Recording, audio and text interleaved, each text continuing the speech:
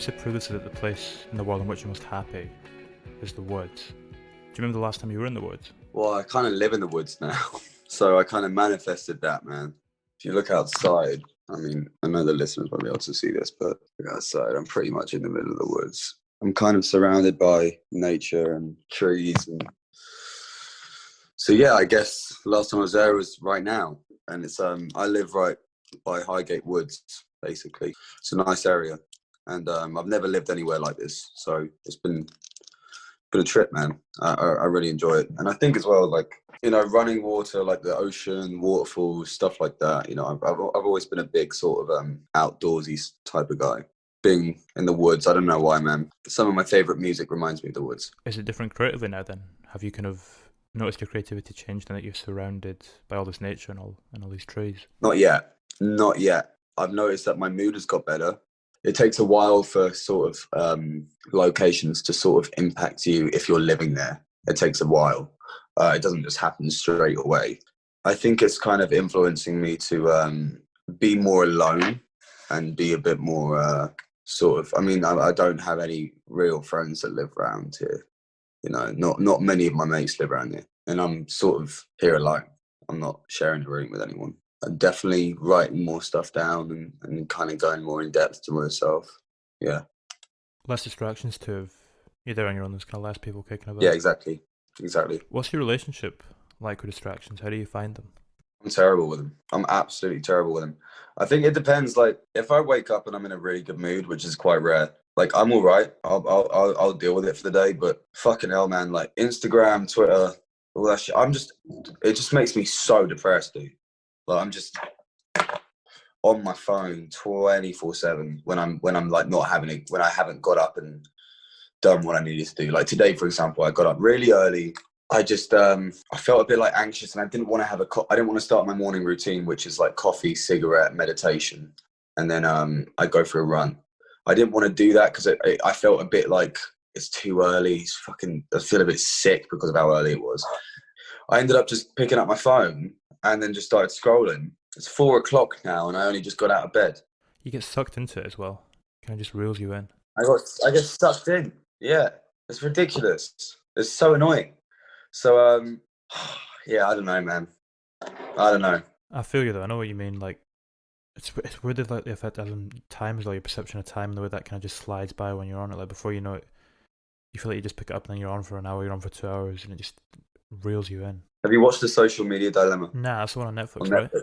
Nah, I've not watched it. Is it worth a watch? Yeah, it basically convinces you that your phone is going to start like a world war, that we're all going to die really soon because of social media.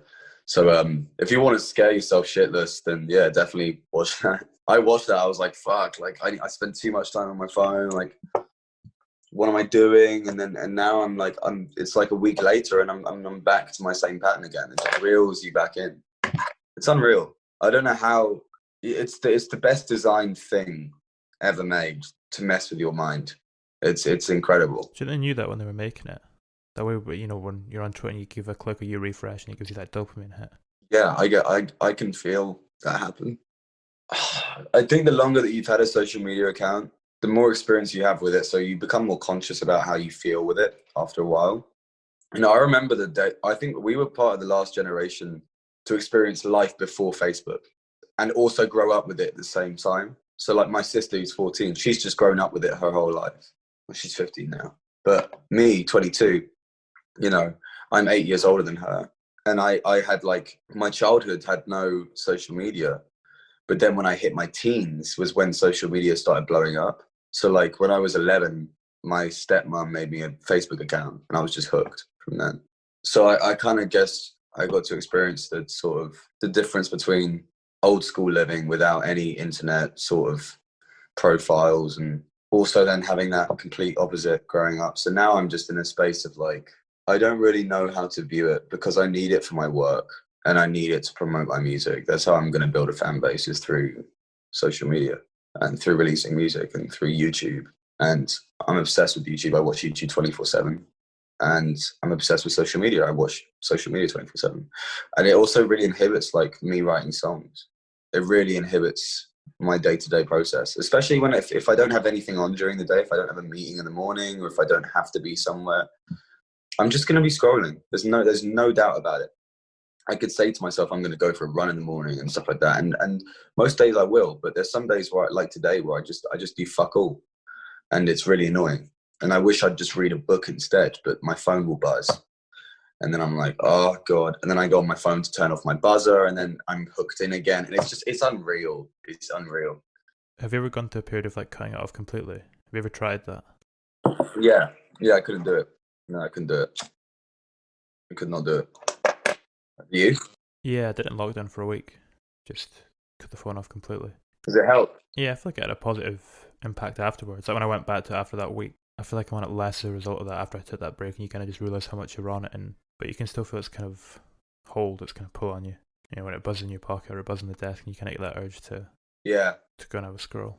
Yeah, I guess. I mean, I had it when I went into treatment. They took my phone off me for maybe 2 weeks. But I had a little buzzer phone. I had a little burner phone, so I was using that to contact family and maybe one or two friends. But other than that, it was pretty much I didn't have any social media access. But then I'd find myself asking my mate, who was in that same house as me, to use his phone to log on.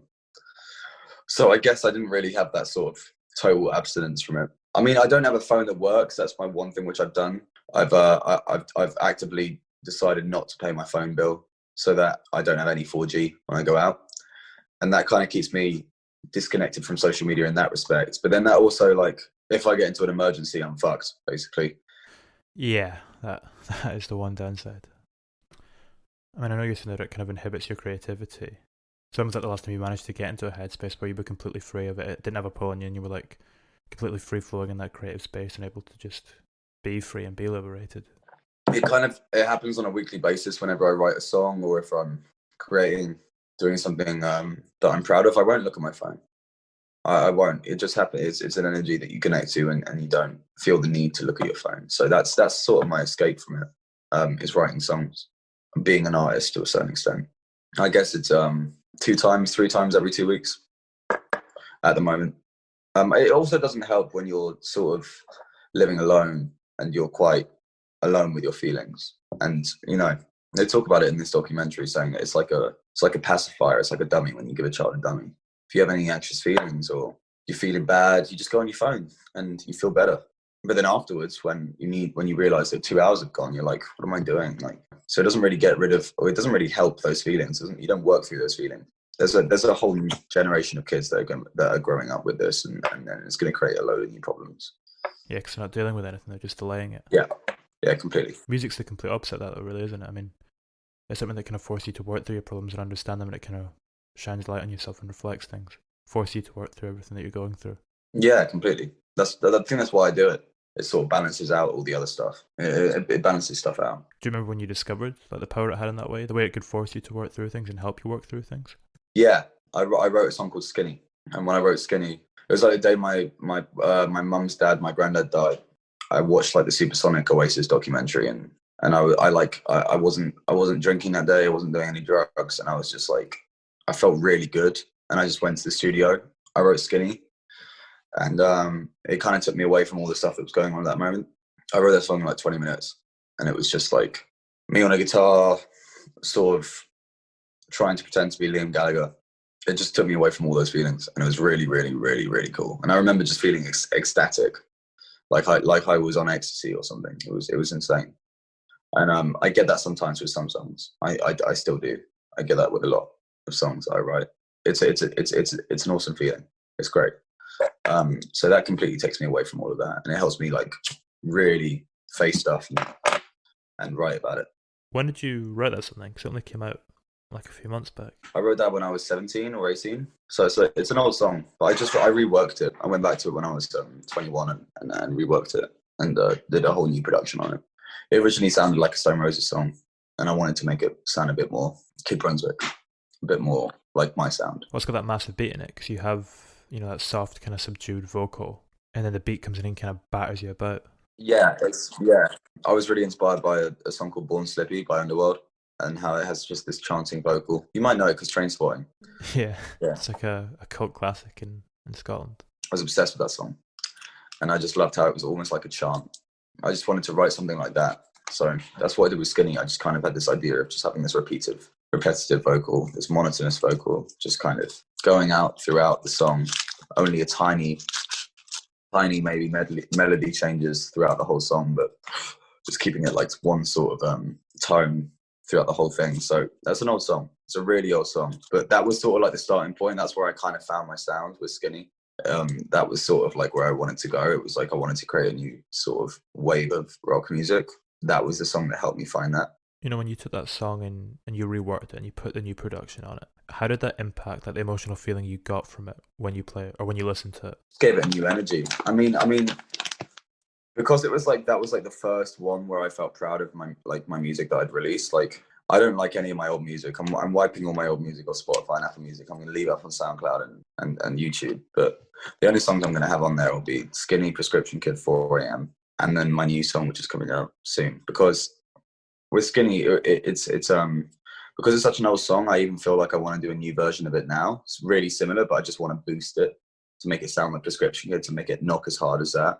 So it just gave the song new energy, but even now I'm like, I want to give it another new energy because I still feel like it's 95% there, and it could be better. And I feel like that with some songs, but I don't feel like that with my new songs. I don't, because I feel like they're ready and they're done. But with Skinny, I'm like, such a cool song. I really want to go back on that, like I did before, but I won't just do it again because I'm at a different level now. I'm much better at producing my own music now. Do you still make beats for other people as well? I do sometimes, but at the moment I'm just working on my stuff. I'm trying to figure out, once I get all these songs out, these singles which I've written over the last year or so, and they're so cool, they're so good, they're really, really good songs. I'm really building a sort of a brand of what my music is going to be. Once these songs are out, I'm going to figure out sort of like a concept for where I want to go with this project and write an album. That's my next sort of pit stop. Do you have quite a clear idea of what it is that kind of defines your parameters at the moment? Or is that what you're speaking about? Is that what you kind of want to firm up a wee bit more? Yeah, I think it needs, I think the thing which I do, which is slightly different to my friends that make music, is I'll take a sound or I'll take a guitar hook and I'll distort it and then I'll reverse it and then I'll put it back into a different pitch and then I'll make it sound even weirder and weirder until it becomes this whole unique thing. It doesn't just happen with one guitar chord or like a simple 4-chord structure. It takes a while to create my songs. Like with Skinny, it took that 3 years to get it to sound like that. So it can sound a lot more simple than what it actually is because there's always layers underneath it. It's like a painting where you'll have like 4 different layers underneath it that you can't even see, but it builds this whole sort of picture. And I think that's what my music does. Because I just keep basically fucking up the sounds until they're like inaudible, and then I make them sound cool again. I don't really know why I do that, but it just feels natural, and then it ends up becoming cooler. Yeah, I mean, it's part of the process. It's part of what you need to do to get to that final point. I love the analogy you just used about the painting and the many layers to it and the hidden layers. Does the initial spark, which sets off the song, the initial beat, is that ever completely vanished and hidden by the time you get to the final product? Does the song ever completely change throughout the process? So what you had at the beginning is entirely unrecognizable at the end? Yeah, completely. Yeah, the entire thing will change because I'll be working on the song and it'll feel really good, and then I'll make a sound or something, and then I'll be like, oh my god, that's something I need to go with the song. Like I need to take it to a completely different place. I need to run with it. A lot of songs have ended up like that. Prescription Kid was one of those. Prescription Kid was one where it just ended up sounding so much better. 4 a.m. as well. 4 a.m. was a different song before. It didn't really have the cigarettes and sex hook at all. That just came when I was finishing the song. That's kind of the biggest part of that song as well. I mean, that's what drives it. Exactly. Yeah. Exactly. Yeah. It just happens naturally, and it takes time. There's a lot of artists like that I love, like Travis Scott, who finishes his records. Like he finished Astro World before, like 2 weeks before it was released. They were still making changes to it afterwards, so they'd have to, like, they uploaded different audio files of the same song on Spotify once it had been released. They updated like verses and stuff. And it's like Kanye as well, tweaking albums. Yeah, exactly.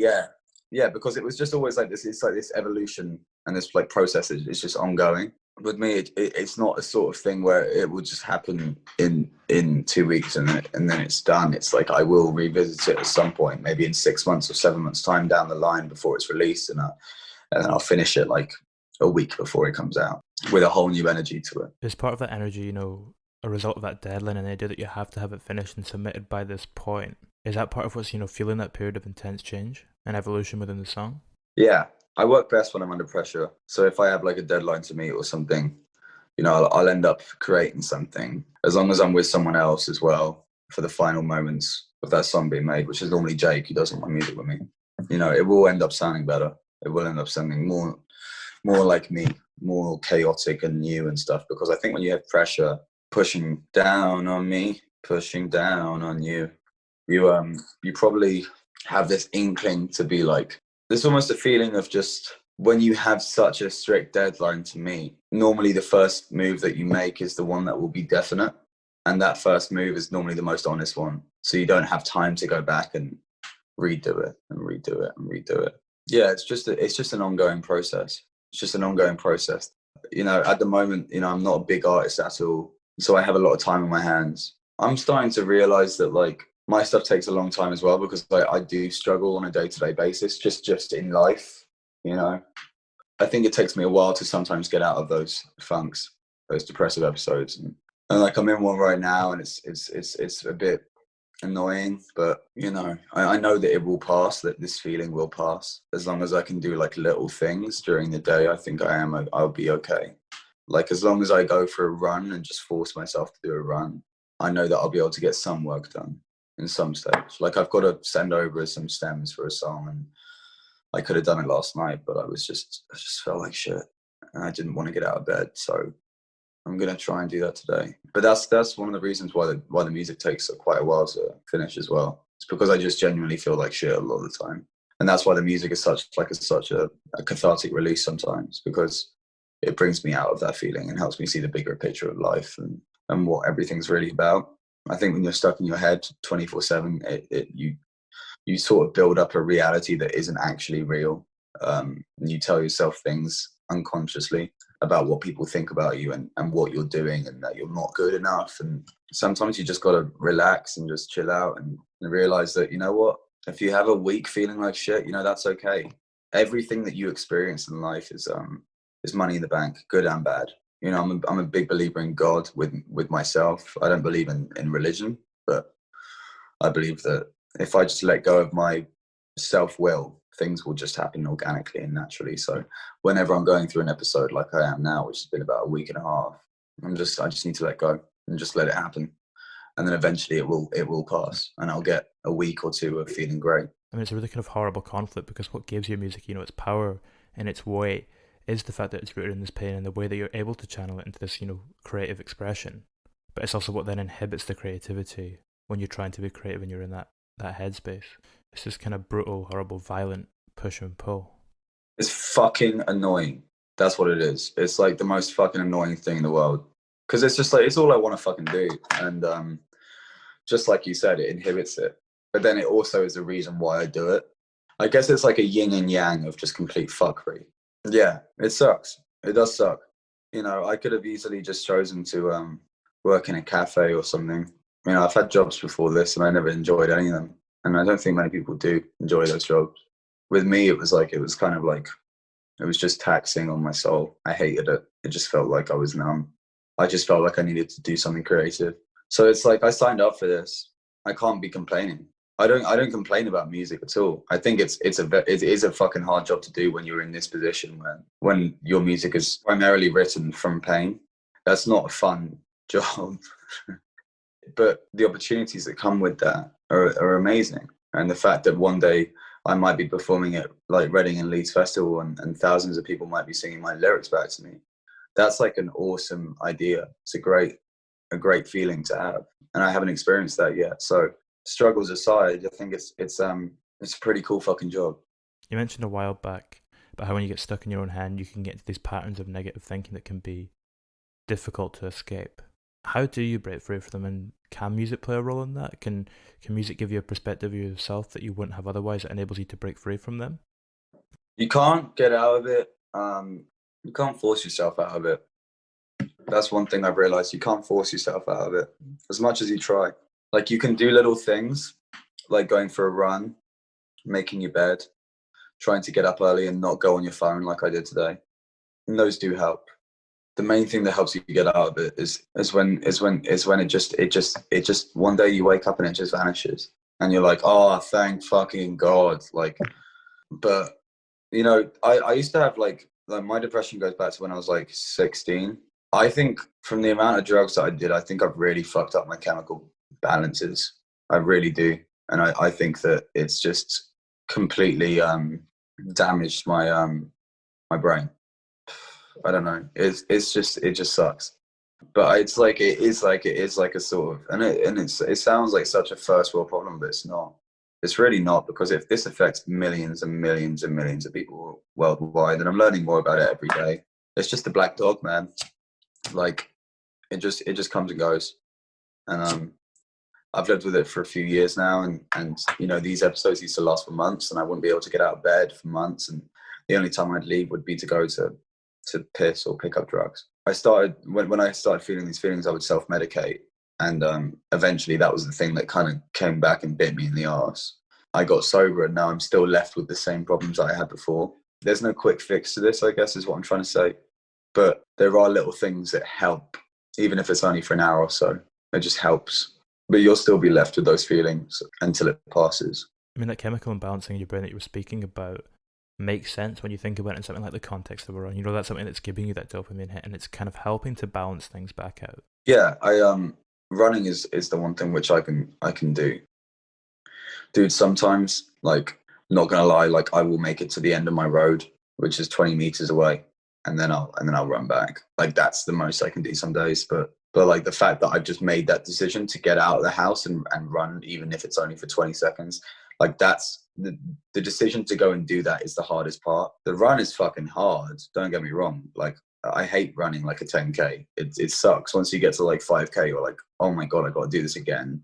When you get back, you feel amazing. But some days it's very hard. Like, exercising when you're going through a depressive episode is fucking brutal. When I got out of treatment, I had a personal trainer for a bit because I needed to get myself into exercise. So I spent a fortune on a personal trainer, a fortune for me. And I just remember going to the gym some days when I was like really down, and it's like we were lifting weights that were like half of what I could of what I could lift, and it was like they felt like the heaviest fucking things in the world, and it was just brutal. But you push your way through it, and some days it's okay to just be like, I can't fucking do this today.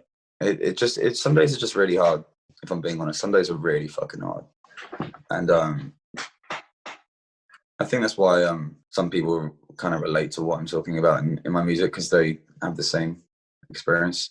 It's a very commonly known thing, and it's like the biggest secret in every family, depression. People don't talk about it. So it's an underlying current of mental illness that no one really talks about in family situations, because they'd rather just say that they're not feeling great than say that they've got a serious problem, which can affect you for years and years and years and years. Like, I don't know if I'm ever not going to be on medication for this. It's just a massive head fuck, because you're just kind of trapped. It makes you appreciate the good days better in some ways.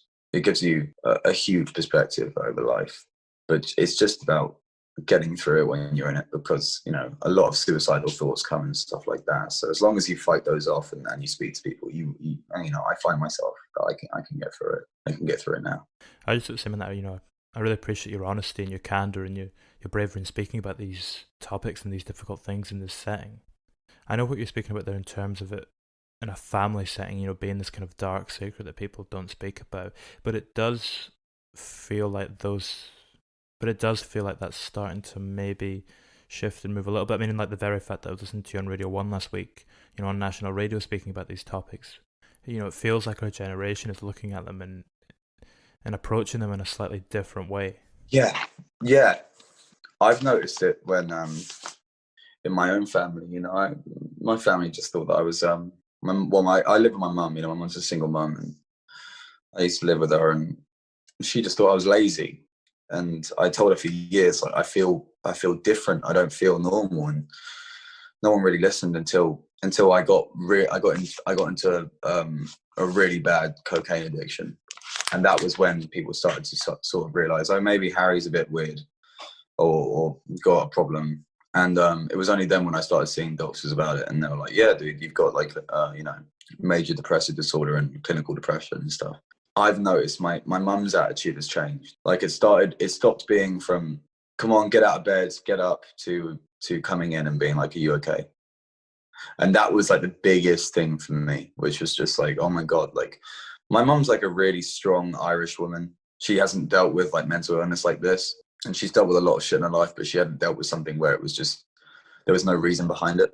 I've noticed like people's perceptions of me and stuff changed once they realized that maybe I was fighting something that I couldn't really win. And now I think in popular culture it is changing, and people are talking more about mental health, but there's a difference between just talking about it and then actually doing something for it. So like my biggest dream is to, like, music is really cool, but like that's different to my end game. My end game is to set up a youth project for kids under the age of 21 to come to seek help if they've got substance abuse, they've got depression, sort of like a rehab project, I guess, because there are not many rehabs. I don't think there are pretty much any rehabs in the UK that treat young people. The only place that I know of that you can go to is in Holland, and it costs like an extortionate amount of money. And obviously no one can really be sent there unless your family has money. I don't know any kids that have 70 grand willing to spend on their mental health. That's sort of like the end game. And I don't know if that's going to happen in 5 years or 10 years, but that's where it's heading. But this whole project, the project has just completely shifted from being, let's make rock music, ha ha ha, to, let's try and actually impact society in some way. At what point did that kind of shift and that change in perspective occur for you? You know, what you're speaking about wanting to take it in a slightly different direction, rather than the main goal just being about the music. Only over the last few months, when I started talking openly about my experience with suicide and drug addiction. That was the only time that it shifted. And then I was like, okay, no, because I guess with every artist you want to find your voice, and I think that's my voice. It's talking about really, really uncomfortable things that people don't really want to hear. But need to hear, because it's killing so many people. You'd spoken about it in your music, for a few years now. What got you to a point where you could cross the bar and you didn't just need to speak about it in your music, and you could speak about it in a setting like this, and you can talk about it in conversations? I went to rehab. That changed everything. Before rehab, I don't remember the last time I'd even had like a hug from a guy. And like in rehab, fucking everyone hugs each other, like it's insane. Everyone just gives each other hugs all the time. And I was like, this is super weird. Why is everyone hugging me? And then after a while, I just realized, no, people are just being honest and open and showing you love. And I think since then, I was able to kind of just be honest with myself and open about how I felt and what was really going on for me.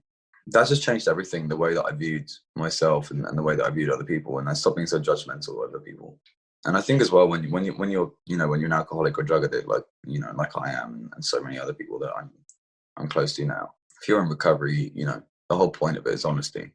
The whole point of it is trying to get better and not die. It's super depressing. But yeah, so you have to be honest. You have to be open-minded to kind of get through that for yourself. I can openly speak about anything that I want to now, and not be afraid to either. Like, I would never talk about shit like this if this was a year ago. I'd be like, I don't want to talk about that. I don't want people to think I'm a pussy. But like, the fact of the matter is that the bravest people that I know are the ones that talk about this stuff. And, I go to meetings with big fucking tattooed guys who have been to prison and in and out, and they talk about this stuff like it's, like it's running water. It's a very open conversation, and these guys are in touch with their feelings. They're the most hardcore motherfuckers I've ever met in my life. So, that kind of inspired me to be like, no, I'm not a pussy for talking about, for wanting to help people and wanting to help myself. It just changed my perspective on things. Since you've gone through this shift in perspective, have you noticed that then bleed into your music and impact the way that you communicate in your music in any sense? Yeah, a lot more honest. Not afraid to say certain things in songs that I might have been before. I was always quite elusive with certain lyrics. And now I'm just like going for the most honest approach now. So, I think in a lot of ways it's definitely bettered my production, my writing ability. I think I can write better and a lot more freely now. Now that I'm not on, especially now that I'm not on drugs, because drugs just, they made me feel great, but they also, I couldn't write anything when I was on drugs. I really couldn't. I would have to be in between breaks when I was sober.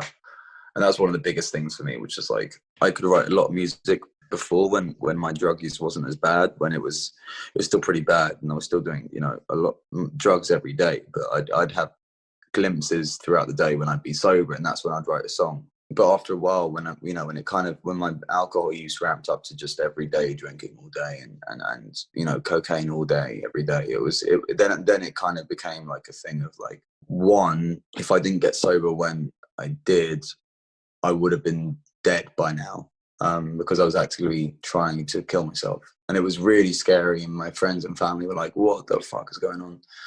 And two, you know, the biggest reason why I got sober was because I wanted to write music, because I still wanted to write, and I still wanted to kind of hear my voice on records, because I don't like listening to my voice speak. I don't like seeing photos of me and stuff like that, because it kind of creeps me out. I guess when you have low self-worth and stuff, it's quite hard to hear yourself speak. But on records, when I heard myself sing on a record, it was different. It was like I was hearing a different person.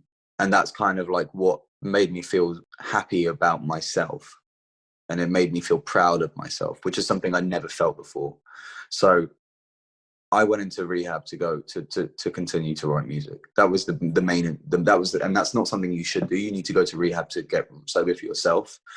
And that's why when I left rehab, I relapsed, and I relapsed again, and I relapsed again. And now I'm sober, and I want to stick to being sober now. But that was the main inspiration for getting clean, was music. So that's why, like, people say that music saved, you know, their lives and stuff. And I think for people like me, it really did, because it was like, it was the main driving force behind why I'm kind of still here. It's I know it's really deep and stuff, but it's just the fucking truth. And someone asked me about that the other day on a Zoom thing, and I just said, yeah, that is actually the reason why. Because I remember fucking thinking, like, it'd been like 3 months since I'd written a song, and I was going crazy because I was like, why can't I fucking write? Why can't I write it? I was like, oh well, maybe it's because you're high 24/7 and drunk 24/7. So when I got clean, as soon as I went into treatment, I just brought my guitar with me, and I wrote so many songs. I wrote so many songs. And then when I left, I got a new management. My live music situation sort of like changed, and everything just changed for the better when I got clean. And then it kind of gave me a bigger perspective on life and what I needed to do to, one, remain clean and not fall back into drug addiction, which was writing songs, staying healthy, keeping fit. But even that wasn't enough. Like, that's the crazy thing. It's like you do all these things, but that wasn't enough, because your mind can use when you're an addict, you can use the gym as an addiction, you can use coffee as an addiction. And like, it got to the stage where, like, we'd bought a coffee machine, and I was making like 12 coffees a day, and it was just like, it was like I was using it like lines of cocaine or something. It was insane. And my mum would come downstairs, and I'd be on my 5th coffee of the morning. She'd be like, "Are you okay?" And I'd be like, "Yeah, I'm fucking great." And you know, it kind of just, it went down this like dark spiral of like being a dry drunk, essentially, where you're not using alcohol, but you still feel like you're on a constant hangover. And it's because I wasn't doing like the things which I needed to do, which was, one, getting someone that could help me stay sober, like a sort of mentor or something, which I have now. Also connecting with people. You know, I distanced myself from people. I found it hard to speak to people still. I think over the last few months, it's been like the most important few months of my life, really. You know, I'd made really good decisions before that, but this one was like, you know, getting the sponsor that I have now, and committing to sobriety and music is like the biggest. It's the best decision I've made, just because of the fact that even though I'm going through like a pretty shit time right at this moment, like, I know it will pass, and I haven't given up faith. I haven't given up hope that things will get better. I think if you don't have hope and you don't have faith, you're pretty fucked. And that's something I didn't have before. Yeah, I was going to say that seems to be the key word here. You know, hope seems to be your fuel. Yeah.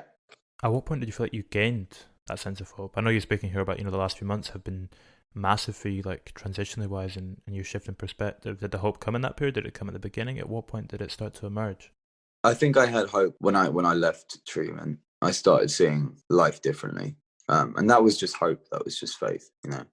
I kind of found God in treatment, and I sort of found myself in the process of that as well. And I think when I have faith and I pray and I have people around me that are in the same program that I'm in and stuff, you know, it kind of just restores your faith and your hope for humanity in general. If you have hope in yourself, you have hope for other people as well. I do have a lot of hope. I do have a lot of hope. It's not easy. There's a lot of fucked up shit going on at the moment. I mean, I remember speaking to a therapist I was seeing after I left treatment, and he was like, "Dude, you picked the fucking worst year to get sober because you have lockdown, and you have like all these protests, which can really be triggering to some people." And I definitely have always had quite bad timing. I'm not surprised that I got sober in 2020, the year of the global pandemic, the first one since the Spanish flu in the 20th century. But here we are, man. Here we are. I mean, I think even not just the pandemic, though, the things that it sparked and the social movements and the things that it's revealed are kind of the harder things to deal with. Yeah. Can you deal with that in your music? I know the singles that you've been putting in the last few months have been these very personal things, working through these internal problems. But can you use music as a tool to work through things that you're seeing happening in front of you? These things that are all taking place in this world before us, but impacting all of us individually in a very personal way. Yeah, Prescription Kid is about school shootings. Because when I wrote that song, there was a lot of school shootings going on in America. And this was at the stage where it was like 2018 or 2019. In 2019, when there were like school shootings like every fucking day, I was just getting really angry about it. So that song is about sort of like a first person account of someone that's mentally ill that wants to buy a gun and go and kill loads of people and kill himself in the process. And I didn't want to write a song which is just like a protest song. I think that's been done so many times before. I wanted to write a song in sort of the way that Kurt Cobain does, where like, on the song like Polly, where he's like a rapist or something. And Polly, he's basically talking about from a first person account of a rapist that's kept this girl. It was like a real news story. I fucking love that song, and I didn't realize what it was about until I was older, much older. I just thought, it'd be interesting to do something like that with such a horrific topic as school shootings. With that song, there's two sides of it. There's like the person that actually goes and does it, which is the first half of the song. Someone that's super angry with the world, super angry with themselves, really mentally ill, is addicted to prescription medication, and then talks to his girlfriend, who's like a Bonnie and Clyde sort of situation. He says, "Let's get a gun, Bonnie. We don't have to live." And then the second half of the song is talking about how he's just a prescription kid, and it's almost like a dream state where he actually hasn't done it, and he's just saying, "I hate myself and the place that I live."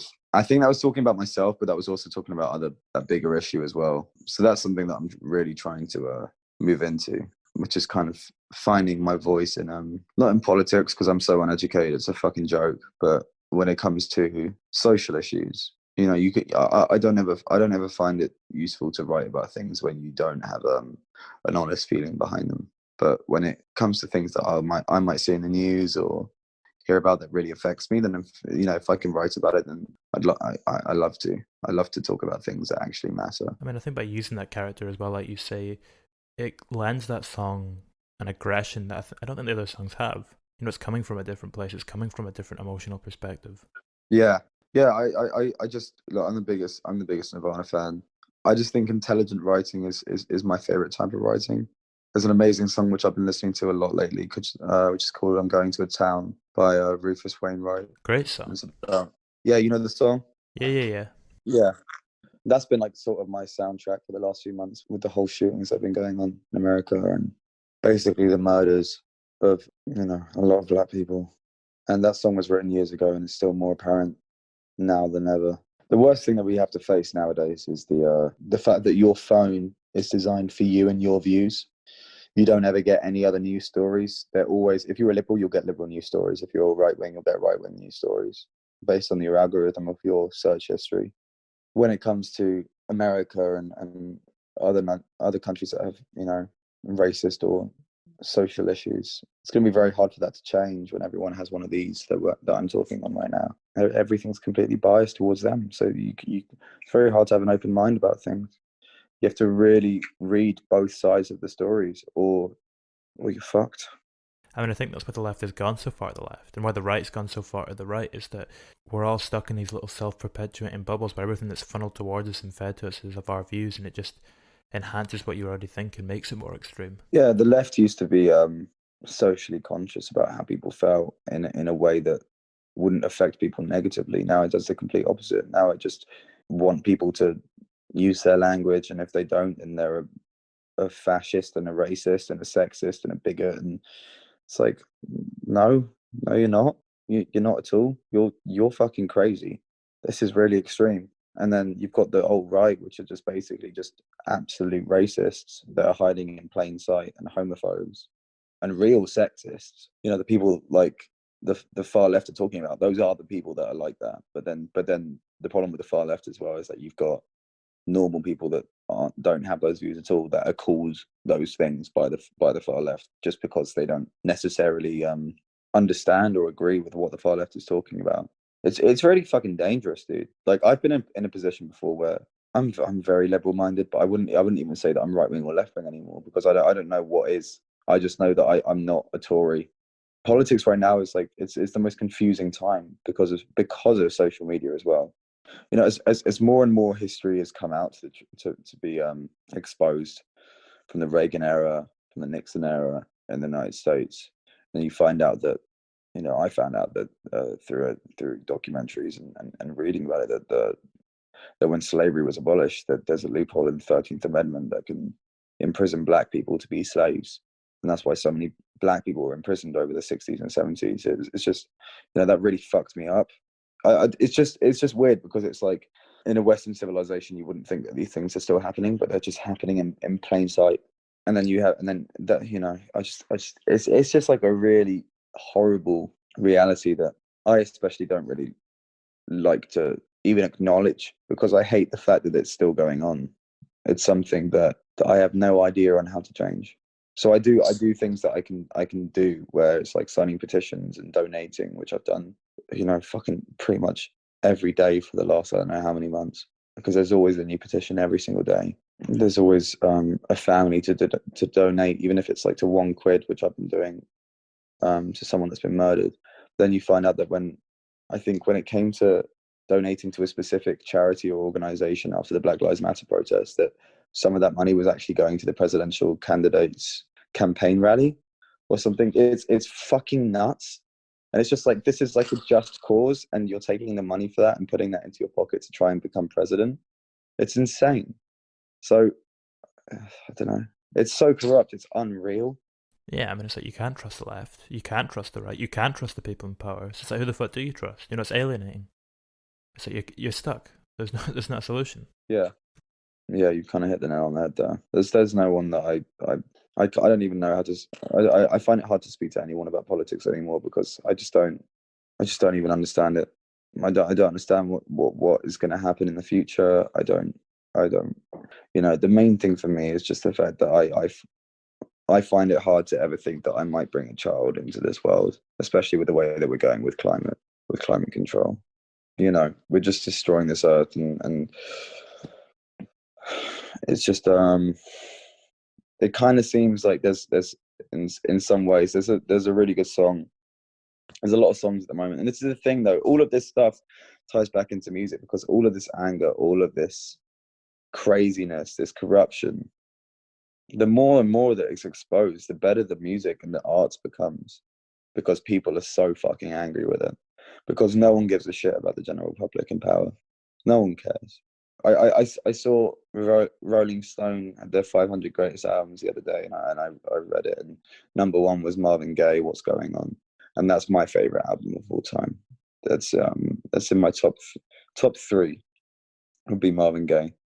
You know, and that's an album about the Vietnam War, and that's an album about social injustice, blacks being murdered by white police in America.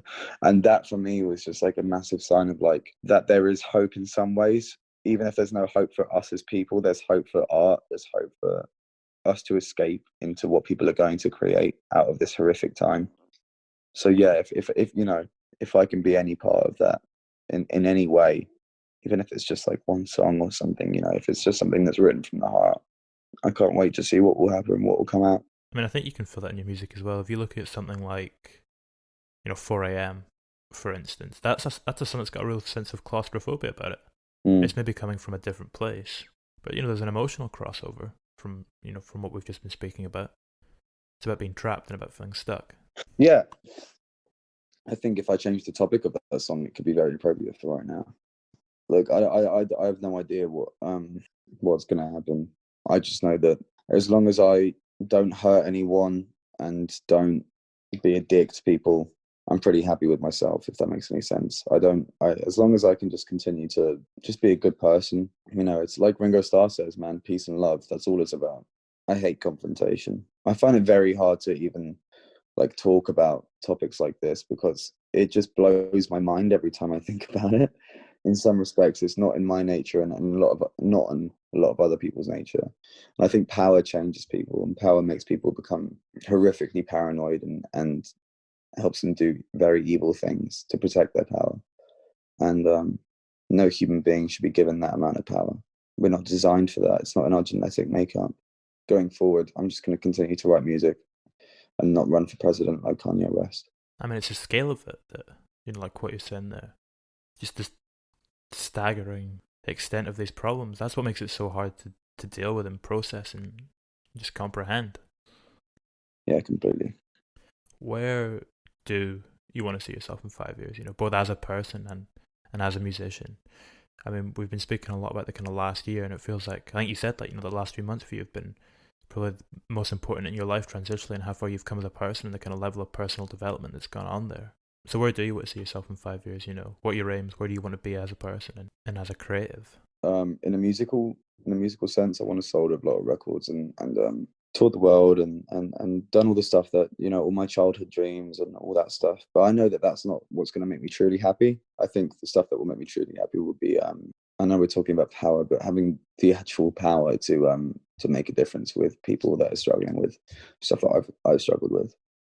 So in 5 years' time, I would love to have the idea in process, whether it's a building that would have been, bought or that we're renting from somewhere, and actually started up this team of counsellors and people that can help these kids. It's 5 years' time seems quite a while away, but it's not. It's not going to be long at all. I know it will pass by very quickly. I'd love to have a routine that I stick to. I know this seems crazy because 5 years is a very long time to build a routine, but for me, dude, like I lost many years of my life to drugs. I still feel like I'm sort of picking up the pieces of that.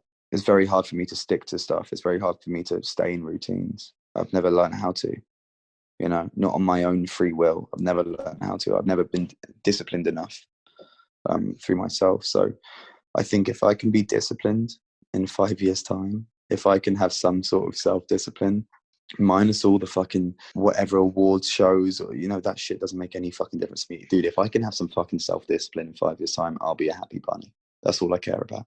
I just want some self-discipline, and I don't want to do this thing which I do all the time where like I'll work out for fucking 2 weeks and then I'll go into a depressive episode and all I'll eat is like Pizza Hut and fucking Papa John's, and I will ruin every progress I've made to try and get a fucking six-pack back again and again and again to just pizza. I love pizza so fucking much. It's ruined my like workout progress. When I got out of fucking rehab, I started taking like progression pics, and you can see on these photos where like I'll have worked out for 3 weeks and I'm starting to look really good, and then like 2 weeks later there's like no pics and you're like, what's going on? And then like a week later it's like just back to where it was at the beginning again, and you're like, for fuck's sake. So I think if I can just have a fucking six-pack in 5 years' time just to prove to myself that I've got some discipline, I'll be pretty happy with that. I think selling records and all that stuff, dude, I already know just from like the little wins that I'm getting already, where if my song's being playlisted and stuff like that, like the first time it happened, it's great. The second time it happened, it doesn't feel the same. It just feels like, oh, that's cool. So I know that the same thing will happen with other achievements. Like if I sold like a fucking million albums or something, I know it would feel great to begin with, but then you'd just be chasing that high again and again and again. So for me, it's kind of just more about like the smaller things, having self-discipline, having the same friends that I love around me, and having a good relationship with my mum and my little sister and stuff. That's the shit that really that I really sort of care about. I think hopefully in 5 years' time I'd like to have a girlfriend. I'm doing like celibacy at the moment, so I'm like 5 months in, no sex, and it's fucking brutal, man. So it's just, I've got 7 months to go, bro. I don't even want to think about it, man. I'm doing this thing with my sponsor. He's like, no sex. You're gonna wipe yourself clean. So I'm gonna be a born again virgin. Hopefully, by the time that I complete my celibacy, you never know, man. I might be celibate for the next fucking 5 years until my 5 years comes around, and I'm like, oh, I think I'm ready now. You know, that'll be unlikely. I can fucking do that. I think I'd go mad. But yeah, I think if I could find someone who isn't as insane as me, or some of my previous girlfriends, not naming any names, I might be quite happy. But at the end of the day, I don't even know if I want a girlfriend. I don't know what I want. I just want some self-discipline and not to eat pizza all the time, and I should be okay.